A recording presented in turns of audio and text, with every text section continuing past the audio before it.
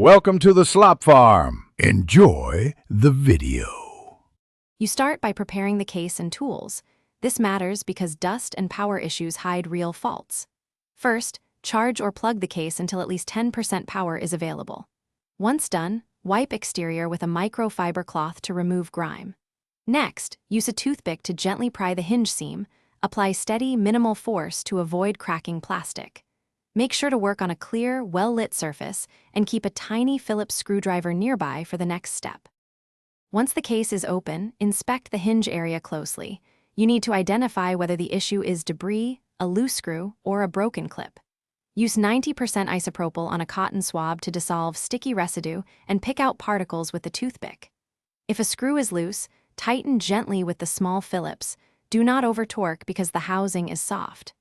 If a plastic clip is cracked, swap it with a match from a donor case, aligning tabs before reassembling to restore proper tension.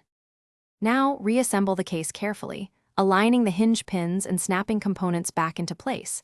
This restores mechanical alignment. Once reassembled, charge the case and check the LED and charging contacts with the AirPod seated.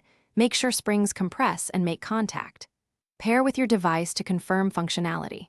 If the lid still feels loose or electronics misbehave, reset the case by holding the setup button for 15 seconds. If that fails, consider replacing the hinge assembly. Thanks for watching. Consider subscribing if we helped you today.